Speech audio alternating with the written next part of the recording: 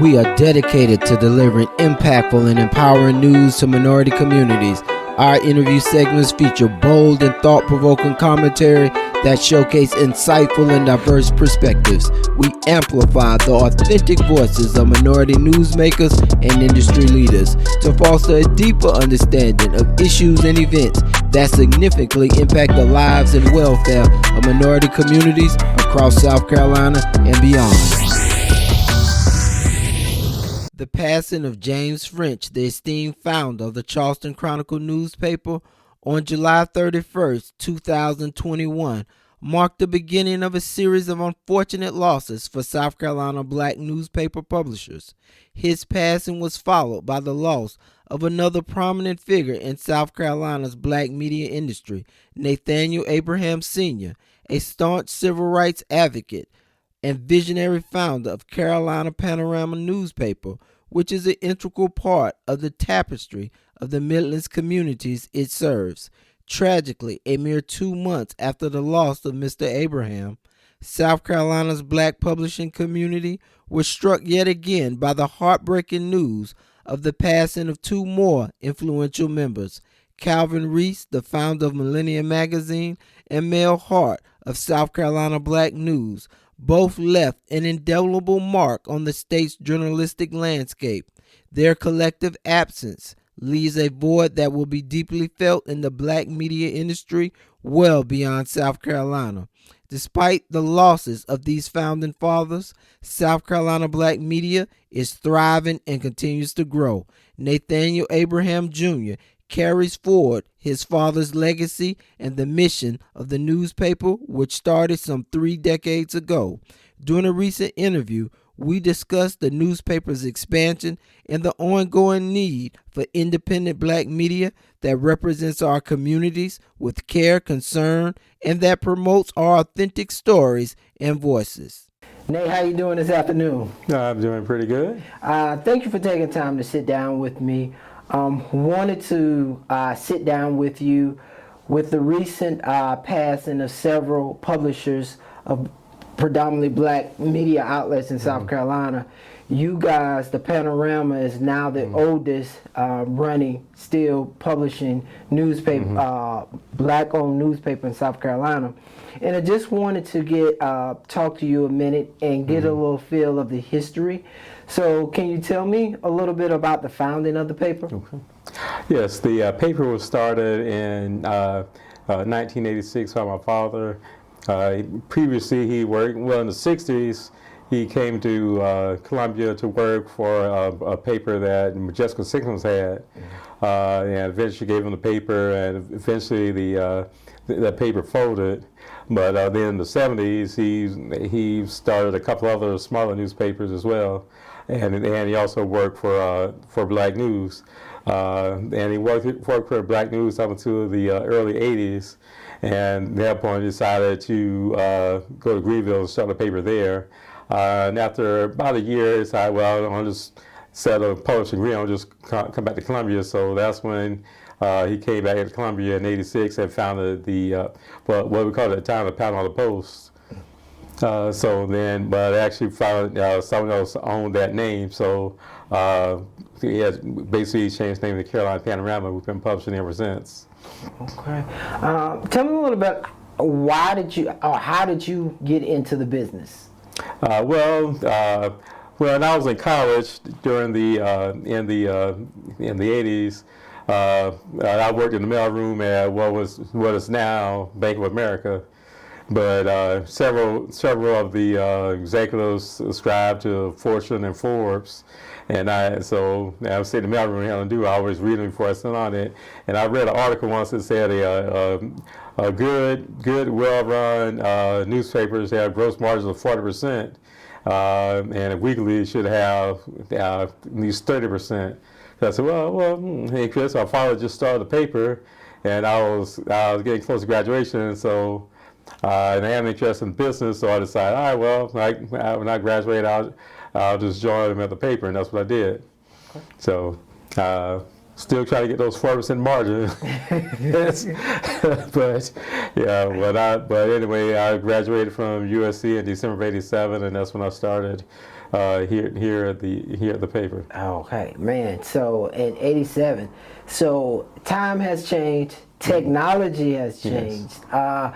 How do you keep up with technology and keep current with the paper, with all the, we're moving to apps, the blogs, the newsletters. How do you stay current? Well, that's necessary just to survive. One of the things that we started doing, we go into national conferences and networking with other papers around the country, and you see what other newspapers are doing and what they're doing successful, what they're doing to generate new revenue, how to attract readers. So it's great to go to those type of places so you can learn from your peers and then get a feel for what's coming down the pike and what change is coming, so that you can be ready for them. We've gone to, and all the years over the past decade or so, we've gone to newspaper conferences. For some reason, we've always been the only black newspaper there, which I always found interesting. But like I say, but yeah, we go to this conference, we find out new ways to do things, new way to cut costs, new ways to generate revenues, and that keeps us current, so that we can adapt as things come down the pike. Okay. Being from South Carolina, here in South Carolina, we in the South, South Carolina has a history of Jim Crow and racism. How important, or why is it important for a minority population to have their own newspaper and their own voice? Okay, well, I'll give you two examples why it's important. One is a national and one's local.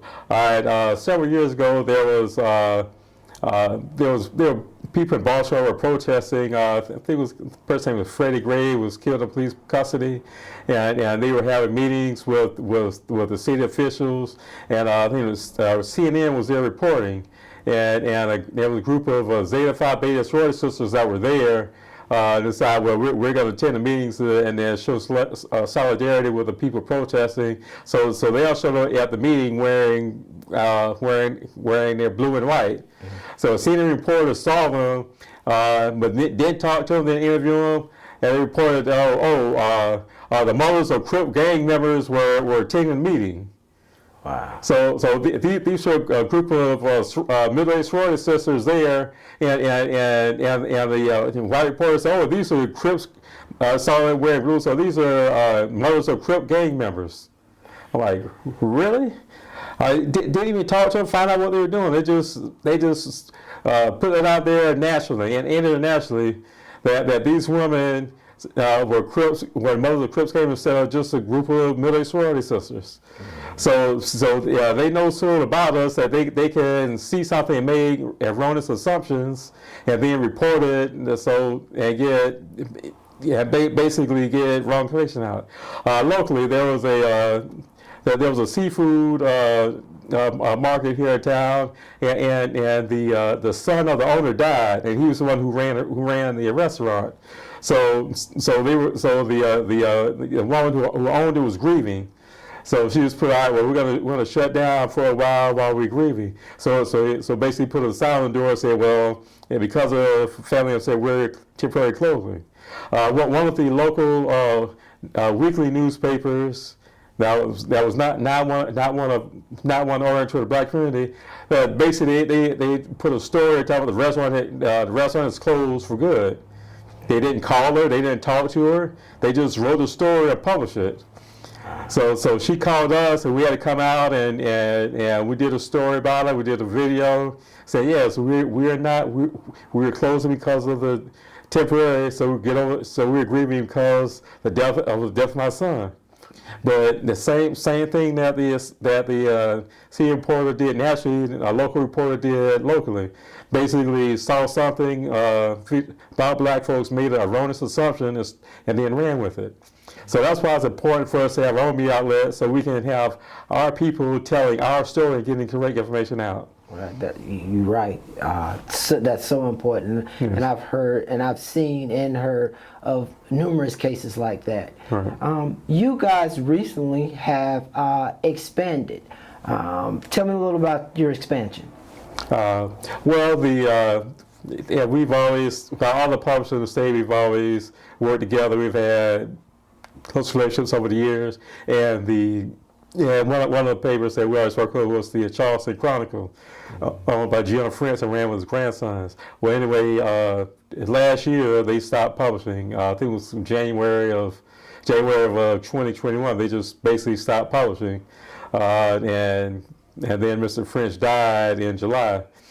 And we had a lot of people come and say, hey, listen, all right, I know what you're doing in Columbia. There's a void here in Charleston. I want you to come down and help fill it. So eventually we said, yeah, we'll go in and we'll start publishing in Charleston and in the Low Country. So in January we published. We've been publishing on a weekly basis. It's a separate newspaper they have in Columbia, a separate website and everything. So here is CarolinaPanorama.com. Down there is LowCountryPanorama.com. So we have separate websites, separate news gathering organizations, but we're trying to replicate what we're doing here in Columbia, in Charleston. Basically giving positive news about our people, let everybody know what's going on so that they have the correct information and they can act accordingly. Okay. Can you talk about, Nate, you've been in the business about over 30 years now. Mm-hmm. Can you talk a little bit about some of the things that you've seen and reported on that that's close to your heart? Mm-hmm. Well, one of the things that we started, I think it was 2009, I was having a conversation with a guy that owned the karate studio, and we were talking about black business, and he said, I know, I always want to support business, but I don't always know where they are. So I said, all right, well, I solved that problem. So in February of 2009, we decided, all right, every week we're going to feature a black-owned business. Mm-hmm. And so that's what we did. We go out and do a story on a business here in the Midlands, and basically talk about how they talk about the founder, how the idea came about, how they built the business, then what goods and services that they offer, then how people can contact us, they can do business with them as well. So that's been 13 years. So we've done over 500 businesses since then. And like I said, we want people to understand that you have to support your own businesses. So another thing that we used to do back then, we'd always publish, all right, how much we spent in black-owned businesses that particular week. So we say, all right, we spent this amount of money, and these are risks that we spent that we supported this week. So we got people to understand. All right, well, you have to spend money on your community for your community to grow. It doesn't make sense that you spend 95 cents out of every dollar outside of your community with other businesses and other ethnic groups. Then you're going to spend 5% in your own community. And then wondering why there's high unemployment and poverty and people struggling. Some of a lot of these businesses, for instance, there are a lot of, say for instance, Asian clothing and restaurants in our business. They don't hire our people. They don't support it. They don't fund little league teams. They don't support churches. They don't support charity groups. They only hire family members to work in the restaurant, so they're not employing the people. And then all the funds and the profits they invest outside the community. Like I said, that's what you kind of tell people. You have to spend money and support your own business so that you can support the people in the community. You can hire kids and provide employment opportunities and scholarships and fund charities. So where you spend your dollar counts. Mm-hmm. Nate, what's next for Carolina Panorama? Well, hopefully we can get the Charleston paper up to a point where we're self-funding and replicating itself and growing like we need to do. So that's our immediate goal. And also in our industry, there's a lot of people that are like 60s and 70s who close to retirement. So there'll be. I also think that coming up there'll be a lot of turnover and churn in the black newspaper industry. So if there's possibly maybe looking at expanding into other markets as they come available or there's needed. Okay. Nate, if somebody wanted to reach out to you to find out more about the paper and the new venture that you have down in the Low Country, how would they do that? Well, they can visit our website, carolinapanorama.com. In the Midlands or in the Low Country, they can visit lowcountrypanorama.com. You can call us here at the office, area code 803-256-4015. In Charleston, it's area code 843-548-7776. Or you just email Nate Abraham at carolinapanorama.com. All right. Nate, thank you for taking time to sit down with me, and much luck to you, and thank you for being a leader in this industry. Yeah, thank you. We do our best.